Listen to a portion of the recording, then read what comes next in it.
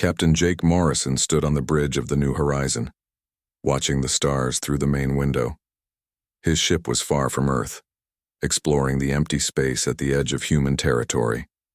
The crew had been out here for 6 months, mapping new systems and looking for resources. It was quiet work, but Jake liked it that way. "Captain, we're getting strange readings," said Lieutenant Ben Foster from his station. "Something big is moving toward us." Jake walked over to look at the scanner. The screen showed 3 massive objects coming their way. They were huge, much bigger than any human ship. "How big are we talking about?" "Each one is at least 10 times the size of our ship," Ben said. His voice was worried. "And there are more behind them." The bridge fell silent. Everyone knew that humans had never met aliens before. They had always wondered if other intelligent life existed, but finding out this way was not what anyone had hoped for. "Open a channel to Earth," Jake ordered. "Send them everything we're seeing." Before Ben could respond, the main screen flickered. An alien face appeared. It was tall and covered in dark scales. Its eyes glowed red, and its mouth was full of sharp teeth. When it spoke, the words came through a translator device. "I am Admiral Zexthar of the Vorthak Fleet," the alien said. "You will listen and obey." Jake stepped forward. "This is Captain Morrison of the human vessel New Horizon.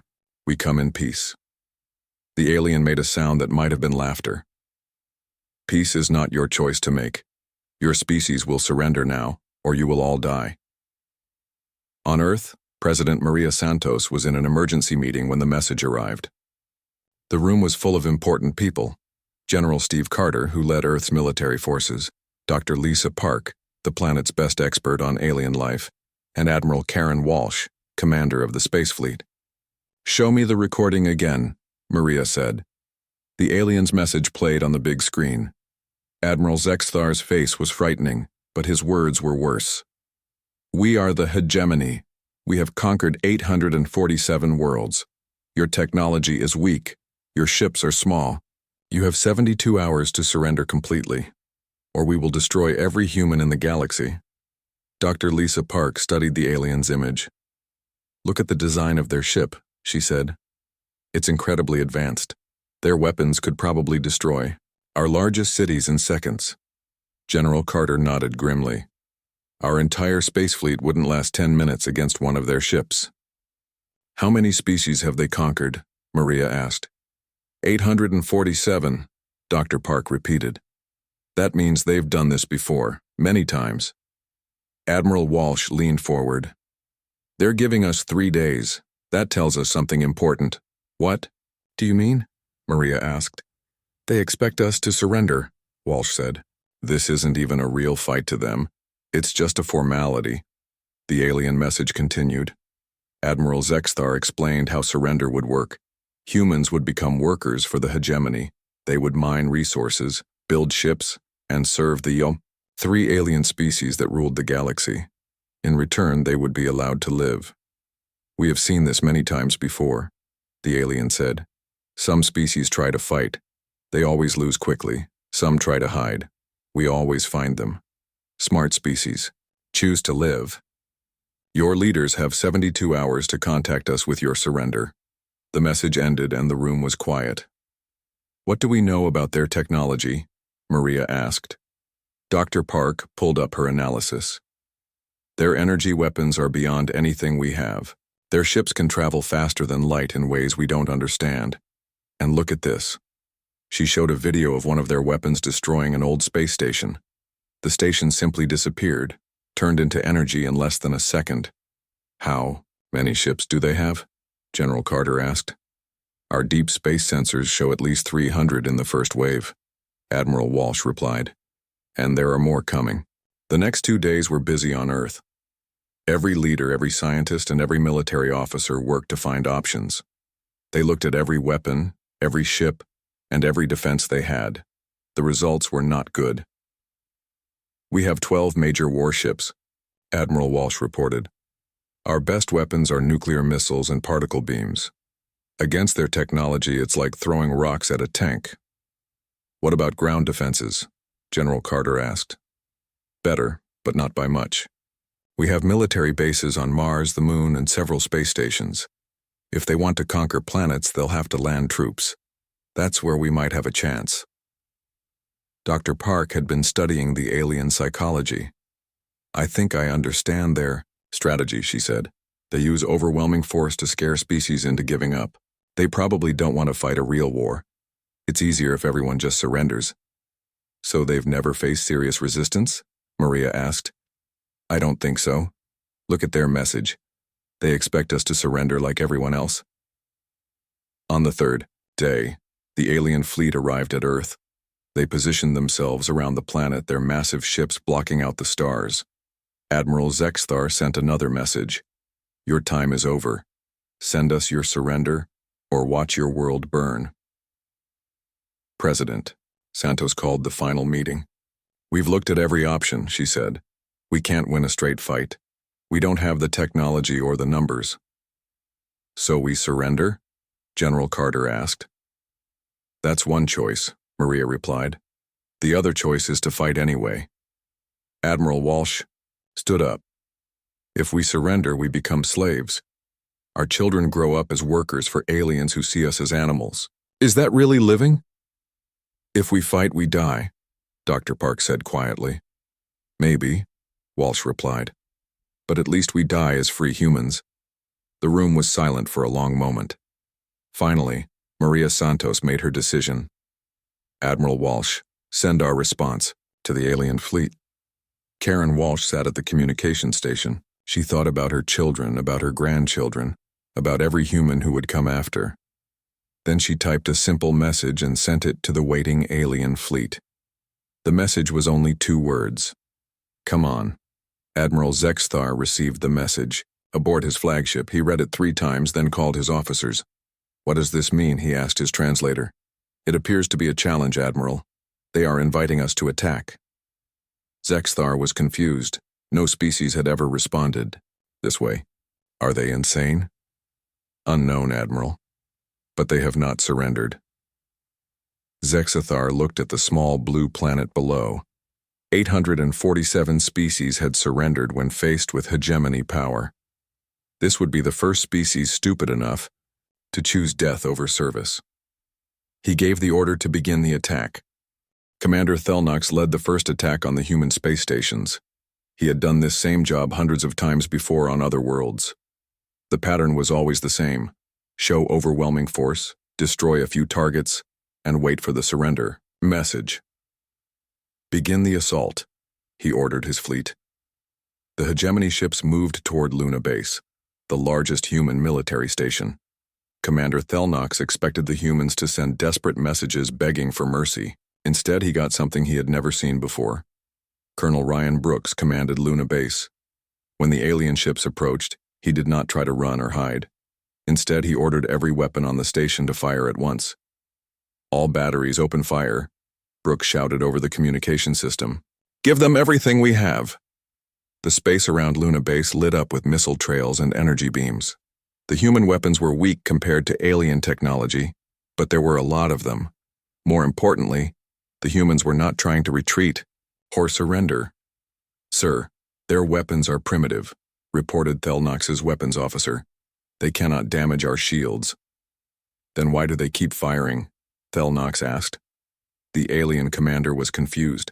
After 10 minutes of useless shooting, most species would realize the fight was hopeless and give up. But the humans kept firing. Even when their weapons had no effect, they continued to fight. Destroy the station, Thelnox ordered. The hegemony ships fired their main weapons. Luna Base exploded in a ball of fire. But as it died, Colonel Brooks sent one final message that reached every human ship and station in the solar system. Luna Base to all human forces. We will not surrender. We will not retreat.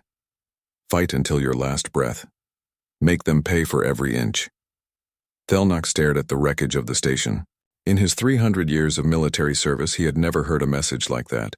Species usually begged for mercy as they died. They did not encourage others to keep fighting. Meanwhile, at the asteroid mining facility on Ceres, Marine Sergeant Amy Clark was trapped with her unit. 50 alien soldiers had landed and were moving through the mining tunnels. Amy's team had only 20 Marines and limited weapons. Any reasonable person would surrender. The aliens were offering to spare the lives of humans who gave up without fighting. But Amy Clark was not interested in being reasonable. "Listen up, Marines," she said to her team. "We're outnumbered and outgunned. We can't win this fight." Her soldiers looked at her, waiting for the order to surrender. "So we're going to make sure they can't win either," Amy continued. "We're going to blow up the reactor core and take them all with us." Private Jake Wilson looked confused. "Sergeant, that will kill us too." "Yes, it will," Amy replied. "But it will also destroy their landing ship and 200 alien soldiers. Sometimes dying is how you win." The Marines followed Amy deeper into the facility. They fought the alien soldiers every step of the way. Even when they were wounded, they kept fighting. Even when they were outnumbered 5-1, they did not give up. When Amy's team reached the reactor core, half of them were dead or wounded. The aliens were right behind them. Amy looked at her remaining Marines and smiled. "It's been an honor serving with you," she said. She set off the reactor overload. The explosion destroyed the entire facility, along with a hegemony cruiser that was too close to the blast. 200 alien soldiers died, along with Amy and her Marines. The news of Amy's sacrifice spread quickly through the human forces. Instead of making other humans afraid, it made them more determined to fight. Captain Nick Porter commanded a small destroyer squadron near Mars. When he saw 5 hegemony cruisers approaching, he knew his ships could not win in a normal fight. His ships were too small and his weapons were too weak. But Nick Porter was not thinking about a normal fight. "All ships, this is Captain Porter," he said over the radio. "We're going to ram them." "Sir?" came the confused reply from Lieutenant Dan Cooper on another ship. "You heard me. We're going to crash our ships into theirs at full speed." "Captain, that's suicide." "Maybe," Nick replied, "but it's also the only way to hurt them." The human destroyers accelerated toward the alien cruisers. The hegemony ships tried to shoot them down, but the human ships were small and fast. 3 destroyers made it through the alien fire. Captain Porter's ship hit the lead cruiser at full speed. The explosion was massive. Both ships were destroyed, but the alien cruiser was worth 10 human destroyers. Nick Porter had made a good trade. Across the solar system, similar scenes were happening. Human forces that should have surrendered instead chose to fight to the death. They used suicide attacks, booby traps, and desperate last stands. Dr. Veltar was the hegemony's chief strategist. He studied the reports from the human solar system with growing confusion. "This makes no sense," he told Admiral Zexthar. "They know they cannot win. Their technology is inferior. Their numbers are smaller. Why do they continue to resist?" "Perhaps they do not understand that resistance is futile," Zexthar suggested. "No, they understand perfectly," Dr. Veltar replied. "Look at these recordings. They know they are going to die. They choose to die anyway."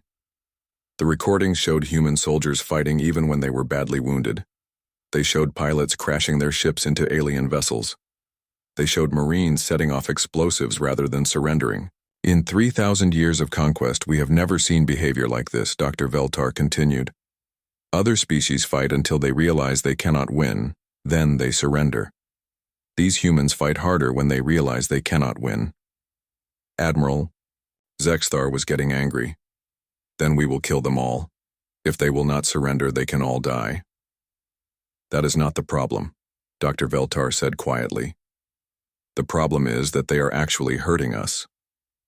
The numbers were disturbing. In one day of fighting, the hegemony had lost 12 ships and over 3,000 soldiers. They had conquered the human solar system, but the victory felt hollow. "We expected to lose maybe 1 ship during the entire conquest," Dr. Veltar explained. "Other species surrender quickly to avoid damage to both sides. But these humans seem to prefer mutual destruction to surrender." The worst incident happened at Europa Station. Commander Tony Garcia commanded the human defense fleet there. He had only 6 ships against 20 alien vessels. The smart thing to do was retreat and save his ships for another battle. Instead, Garcia used the ice moon of Europa as a weapon. "All ships, follow my lead," he said. We're going to crack the ice shell. Garcia's ships fired everything they had at Europa's surface. The moon's thick ice shell cracked and broke apart.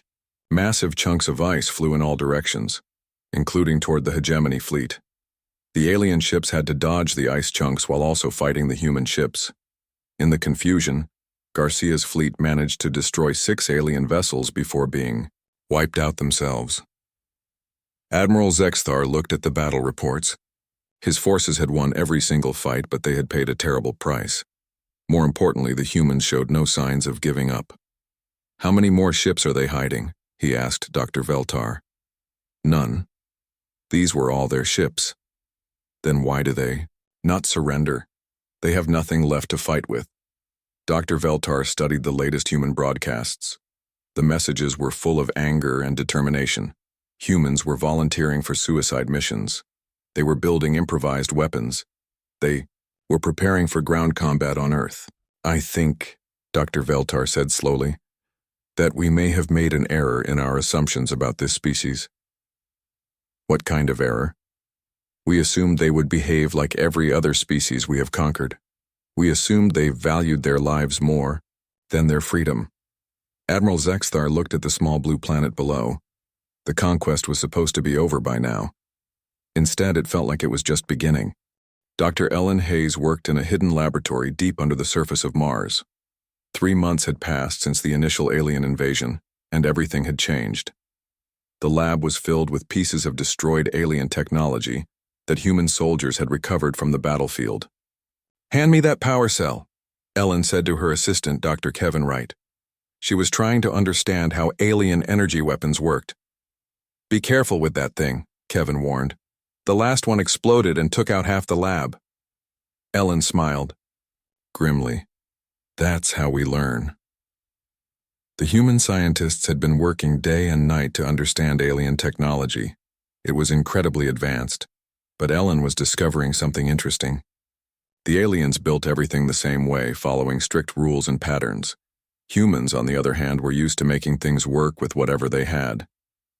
"Look at this," Ellen said, holding up an alien weapon. "They use a perfect crystal matrix to focus the energy. It's very efficient, but if one crystal breaks, the whole weapon fails. So we don't need perfect crystals. We can use 3 smaller, simpler crystals to do the same job. It's not as elegant, but it's much harder to break."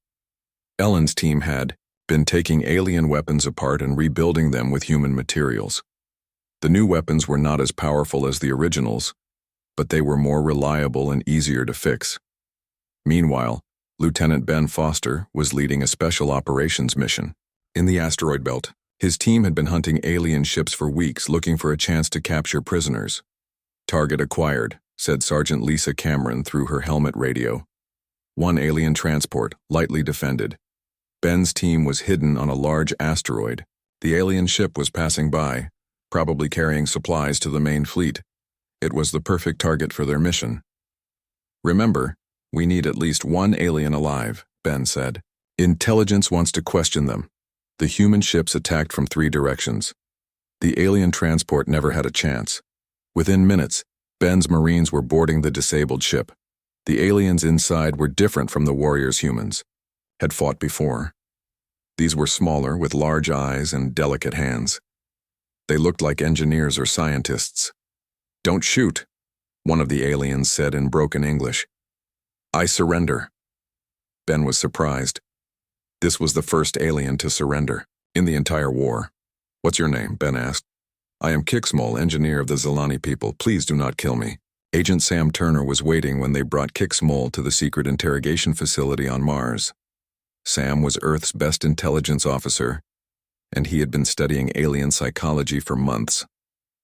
"Why did you surrender when your warriors never do?" Sam asked. Kixmol looked confused. "Warriors are different. They are trained to die before surrendering. Engineers are trained to survive and preserve knowledge. Tell me about your technology. Why should I help you? You are the enemy." Sam leaned forward. "Because if you help us, this war might end with fewer deaths on both sides. If you don't help us, we'll keep fighting until one side is completely destroyed." Kixmol was quiet for a long time. Finally, he spoke. "You humans are very strange. Most species surrender quickly. Why do you keep fighting when you cannot win? Maybe we can win, Sam replied. Maybe we just need to learn how. Over the next few weeks, Kixmol told Sam everything about hegemony technology and tactics. The most important information was about how the three alien species work together. The Vorthek are warriors, Kixmol explained. They are strong and brave, but they do not think creatively.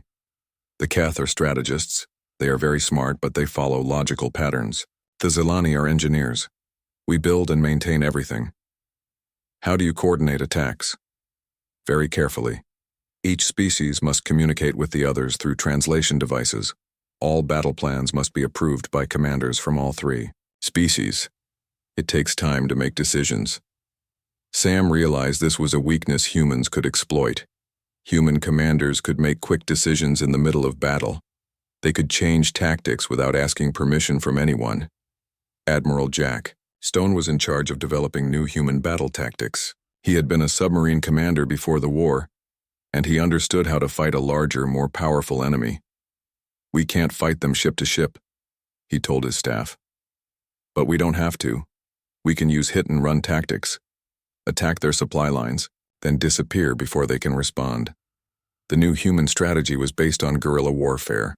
Small groups of ships would attack alien transports and supply bases, then retreat to hidden asteroid bases. The aliens would arrive to find empty space and no one to fight. General Kathy Miller commanded the human resistance from a secret base in the outer solar system. Her job was to coordinate attacks across dozens of different locations. We're not trying to destroy their main fleet, she explained to her officers. We're trying to make them spread out their forces. The more they have to guard, the weaker they become. The new tactics were working. Alien supply convoys needed more and more guards. Communication stations required permanent protection. The hegemony found themselves defending hundreds of targets instead of just attacking Earth. Engineer Dale Young was working on the most ambitious human project yet. His team was building new ships that combined human creativity with captured alien technology. The aliens build ships for specific purposes, Dale explained to his team. A cruiser is built to fight other cruisers. A transport is built to carry supplies. But what if we build a ship that can do many different things? The new human ships were smaller than alien cruisers, but they were much more flexible. They could fight, carry supplies, repair other ships, or plant mines. The aliens never knew what to expect when they encountered human vessels. Captain Roy Barnes was testing one of the new ships when he encountered an alien patrol. His ship looked like a simple transport, but it was actually armed with captured alien weapons. Alien vessel, this is Captain Barnes, he said over the radio.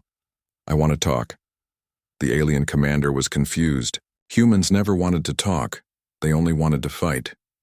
What do you want to discuss? The alien asked.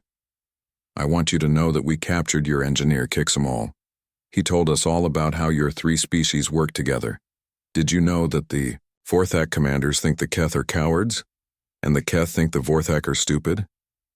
Roy was lying, but the aliens did not know that. The message was designed to make the different alien species distrust each other. Captain Grace White was leading long-range raids deep into alien territory. Her ships had been modified with captured alien engines, allowing them to travel much faster than before. Target the communication stations first, she told her pilots. If they can't talk to each other, they can't coordinate their defenses. Grace's raids were forcing the aliens to spread their forces across a much larger area. Every attack meant more ships had to be pulled away from the main fleet to guard against future raids. The war was changing. Humans were no longer just defending their home system. They were taking the fight to the aliens. Admiral Patricia Lewis was planning the biggest human operation yet. Intelligence reports showed that a large alien fleet was gathering near Jupiter. Instead of waiting for them to attack, Patricia decided to strike first. We'll use everything we've learned, she told her commanders. New weapons, new tactics, and new ships. It's time to show them that humans can win a real battle. The Battle of Titan was about to begin. For the first time in the war, humans would attack an alien fleet that was ready for them. It would be a real test of everything humans had learned. Dr. Ellen Hayes watched the human fleet depart from her laboratory on Mars. The ships looked different now. They were armed with hybrid weapons that combined human and alien technology. They moved with a confidence that had been missing at the start of the war. "Think we can win?" asked Dr. Kevin Wright. "6 months ago I would have said no," Ellen replied. "But we've learned a lot since then. We've learned that aliens aren't gods. They're just people with better technology. And now we have their technology, too." Ellen nodded. "Plus something they don't have." "What's that?" "The willingness to try anything if it might work. Aliens follow rules. Humans break them." High Commander Velnox of the Keth called an emergency meeting aboard the Hegemony flagship. The war against humanity had been going on for over a year now, and nothing was going according to plan. "Report on our current situation," Velnox ordered. Admiral Zexthar of the Vorthak stood up first. "We have conquered the human home system, but resistance continues to increase. They attack our supply lines daily. We have lost 47 ships in the past month alone." Chief Engineer Zilneth of the Zilani spoke next. "Our technology advantage is decreasing. The humans are using our own weapons against us. They have also developed new tactics that our battle computers cannot predict." Velnox studied the reports on his screen. The numbers were disturbing.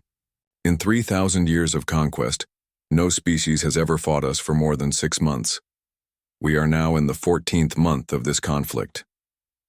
Perhaps we should increase our forces," suggested Admiral Zexthar. "Bring more ships from the outer territories." "We have already committed our entire reserve fleet," Chief Engineer Zilneth replied. "We have no more ships to send." The room fell silent. For the first time in their history, the Hegemony was fighting with everything they had and still could not win a quick victory. Dr. Zilneth, the Hegemony's chief psychologist, had been studying human behavior since the war began. Her findings were disturbing. "I need to report something important," she said. "Human resistance is not decreasing, it is actually getting stronger." "That makes no sense," Velnox replied. "All species become weaker as they suffer losses. That is basic psychology." "Not these humans," Dr. Zilneth continued. "When we destroy one of their cities, the survivors do not become afraid. They become angry. When we kill their soldiers, other humans volunteer to replace them." She showed recordings from human broadcasts. Families were saying goodbye to young people who were joining the military. Instead of tears, there was pride and determination. "Look at this message from their President Santos," Dr. Zilneth said. "She is asking for volunteers for a suicide mission." Over 1 million humans volunteered in the first day. The alien commanders watched in confusion as humans lined up to join missions that would certainly result in their deaths. "They have turned loss into strength," Dr. Zilneth explained. "Every human we kill makes the rest of them more determined to fight." Admiral Zexthar was getting frustrated. "Then we will break their spirit by targeting their civilians. Destroy their cities. Kill their children. They will surrender to save the weak." "We tried that," Chief Engineer Zilneth reminded him. "Remember New Tokyo? The destruction of New Tokyo had been meant to terrorize humanity into surrender. Instead, it had the opposite effect. The attack killed 2 million humans, but it also created 5 million new volunteers for the human military." Colonel Pete Rogers had led the retaliation for New Tokyo. His strike force penetrated deep into Hegemony space and destroyed their primary military academy on Keth Prime. Over 10,000 alien officer candidates died in the attack. "How did they even find our academy?" Velnox asked.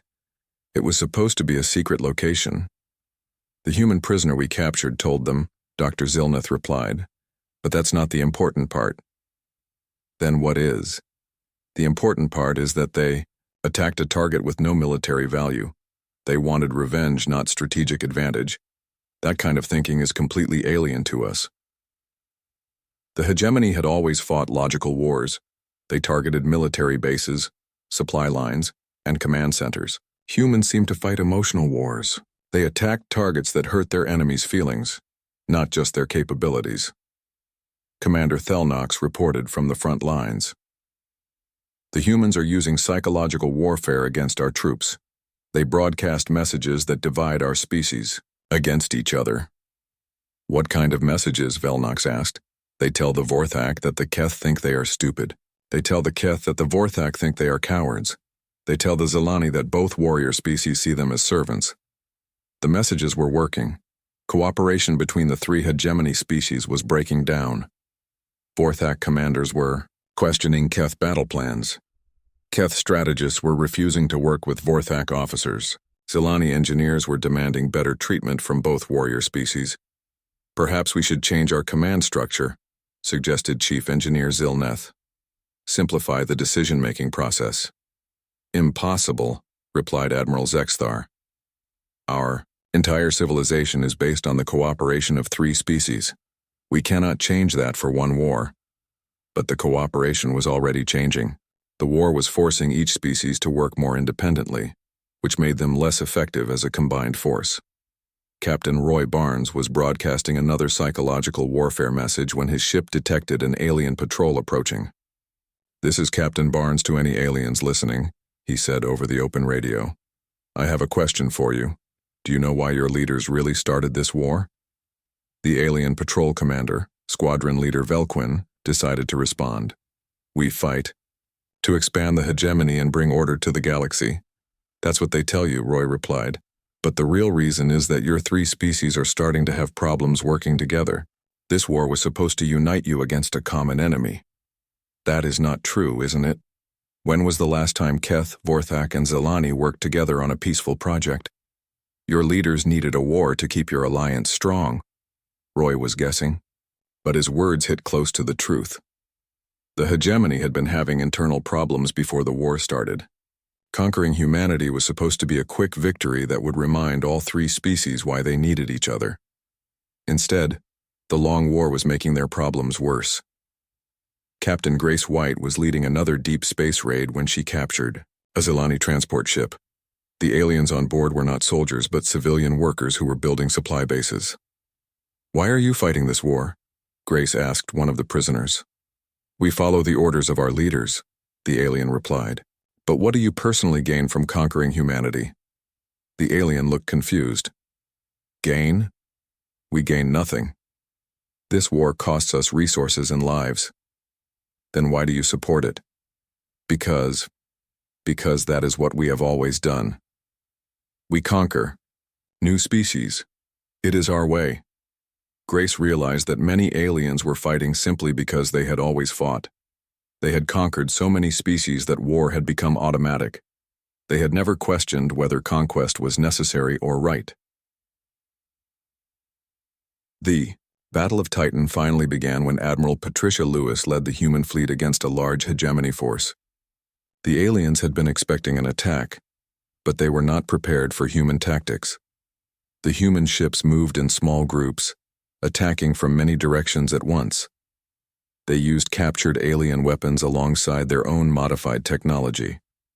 Most importantly, they made decisions quickly while the alien commanders were still trying to coordinate between their three species. Captain Brooks, now commanding a new ship after Luna Base was destroyed, led a group of destroyers against the alien center. All ships, attack pattern Delta, switch to pattern Gamma when they adapt. The human fleet changed tactics 3 times during the battle. Each time the aliens had to stop fighting and reorganize their response. By the time they adapted to one human strategy, the humans had already switched to another. Commander Garcia, who had survived the Europa battle, used the asteroid field around Titan as cover. His ships appeared and disappeared among the rocks, striking at alien vessels and then vanishing before return fire could reach them. "They fight like insects," complained Vorthak battle leader Thexmar. "No honor, no courage. They bite and run away." "But it is effective," noted Keth strategist Polnix. "We cannot target enemies we cannot find."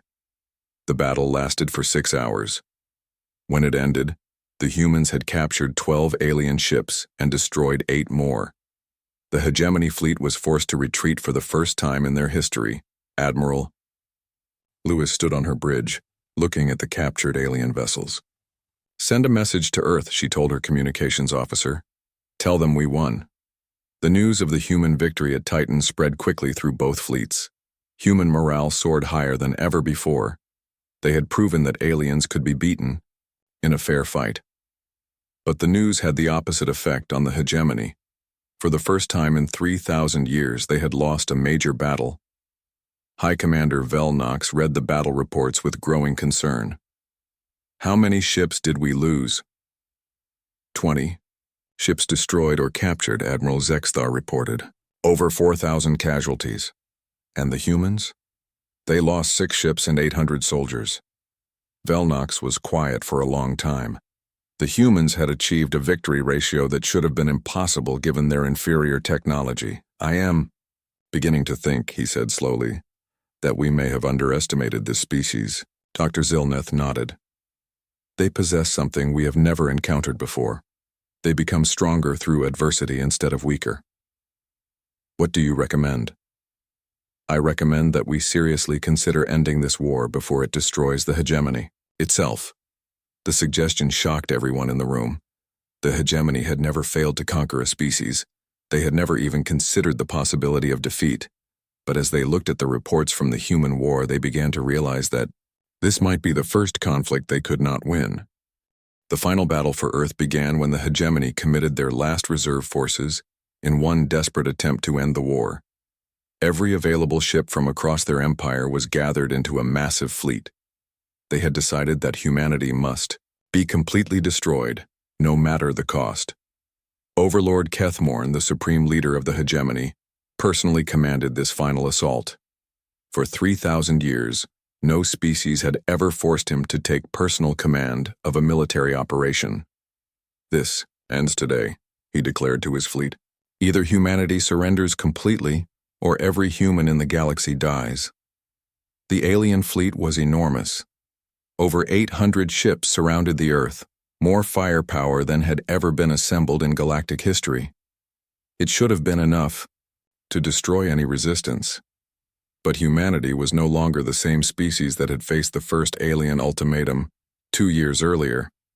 Admiral Patricia Lewis commanded the human defense fleet from her flagship, the Liberty. Her ships were a mixture of original human vessels, captured alien cruisers, and new hybrid designs that combined the best of both technologies. "All ships, this is Admiral Lewis," she announced to her fleet. "Today we end this war, not by surrendering but by winning." President Maria Santos was in the command bunker deep under the Rocky Mountains. General Steve Carter and Dr. Lisa Park stood beside her as they watched the alien fleet approach. "They're trying to scare us with numbers," Maria said. "Just like they did at the beginning." "Will it work?" Dr. Park asked. General Carter smiled grimly. 2 years ago, maybe, but we're not the same people we were then." He was right. The humans who faced this final battle were veterans of dozens of conflicts. They had learned alien technology, adapted to alien tactics, and developed their own ways of fighting. Most importantly, they had learned that aliens could be beaten. Overlord Kethmorn sent one final message to Earth before the battle began. "People of Earth, this is your last chance," his voice echoed across all human communication channels. "Surrender now, and you will be allowed to live as servants of the hegemony. Continue to resist and every human will die." President Santos replied personally. "Overlord Kethmorn, this is our answer. We would rather die free than live as slaves. Come and take our world if you can." The battle began with the largest space combat in galactic history. The hegemony fleet fired thousands of energy weapons at the human ships. The space around Earth lit up like a second sun, but the humans did not fight the way aliens expected. Captain Brooks, commanding the destroyer squadron, led his ships in a weaving pattern between the alien vessels. "Use their size against them," he called to his pilots. "They're too big to turn quickly." The human ships were smaller and faster than alien cruisers. They darted between the massive enemy vessels, firing at close range and then speeding away before return fire could hit them. Commander Garcia used the space stations around Earth as weapons platforms. "Fire everything at the lead ship," he ordered. "Concentrate all our firepower on one target." The combined fire from 3 stations destroyed an alien battleship in seconds. The explosion lit up the sky and sent debris flying in all directions. But the real surprise came from Captain Drew Baker and his Marine boarding teams. "All boarding craft, this is Baker," he announced. "We're going inside their ships." The aliens had never faced boarding attacks before. Their ships were designed to fight other ships, not to repel enemy soldiers inside their own corridors. Baker's Marines used captured alien transport pods to reach the enemy vessels. Once inside, they fought through the ships with a fury that terrified the alien crews. "They fight like demons," reported one Vorthak officer. "Even when wounded, they continue attacking." The Marines had been trained for 2 years in close combat against aliens. They knew how each species fought, where their weak points were, and how to use human advantages in hand-to-hand combat. Private Jake Wilson, fighting inside an alien cruiser, saw his squad leader fall to alien fire. Instead of retreating, Jake picked up extra weapons and charged deeper into the ship. "Wilson, fall back," called Sergeant Lisa Cameron over the radio. "Negative," Jake replied. "I'm going to reach their bridge." Jake fought his way through deck after deck of the alien ship. He was wounded 3 times, but he kept moving forward. The alien crew had never seen anything like his determination. When Jake finally reached the bridge, he was bleeding and barely conscious. But he was still fighting.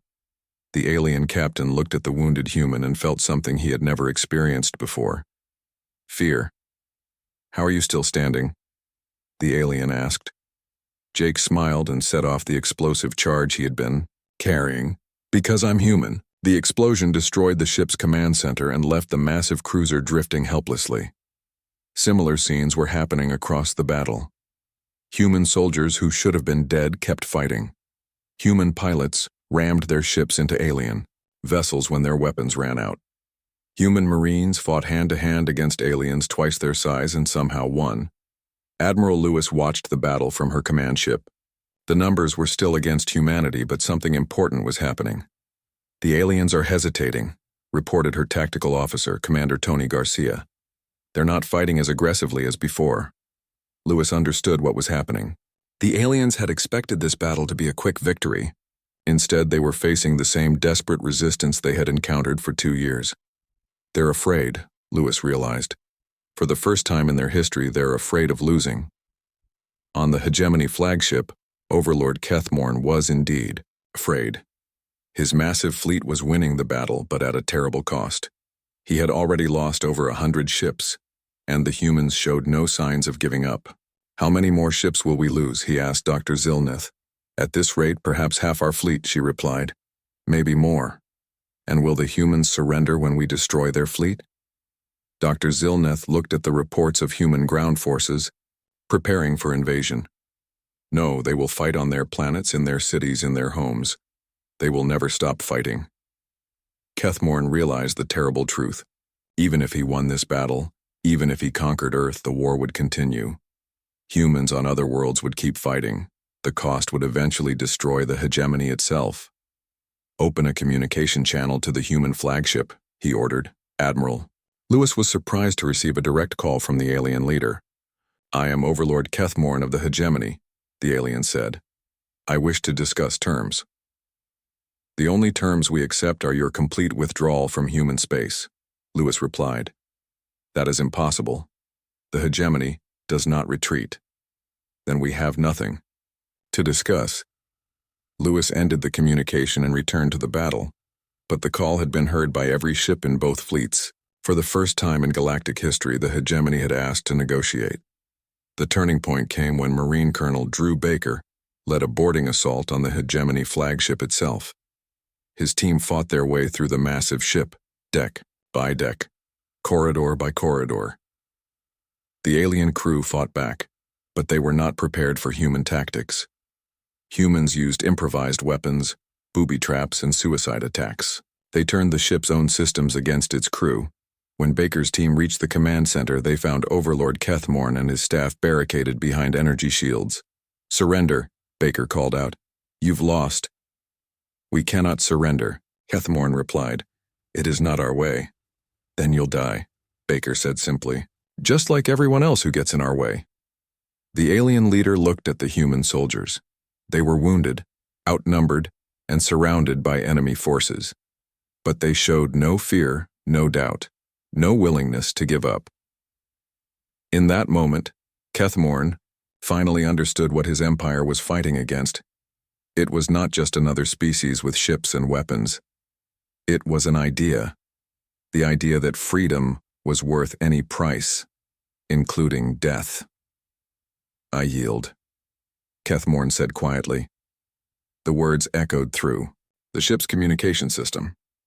Every alien on the flagship heard their supreme leader surrender to a handful of human marines. Within hours, the surrender spread through the entire hegemony fleet. Ship after ship stopped firing and requested terms. The war was over. The Treaty of Mars was signed 3 weeks later. The hegemony agreed to withdraw all forces from human space and recognize human independence. More importantly, they agreed never to attack humanity again. Admiral Lewis met with Overlord Kethmorn one final time as the alien fleet prepared to leave. "Why did you really surrender?" she asked. Kethmorn considered the question carefully. "Because we finally understood that we could not win. Not because of your technology or your numbers, but because of what you are." "What do you mean?" "Other species fight to live. You fight to remain free. Those are different things. We can defeat species that fight to live. We cannot defeat species that prefer death to slavery." As the alien ships left human space, word of humanity's victory spread across the galaxy. For the first time in galactic history, a species had not only resisted the hegemony, but had defeated them completely. Captain Jake Morrison, now an admiral, stood in the observation deck of the space station orbiting Earth. Dr. Lisa Park joined him as they watched the last alien ships disappear into the darkness. "What happens now?" Lisa asked.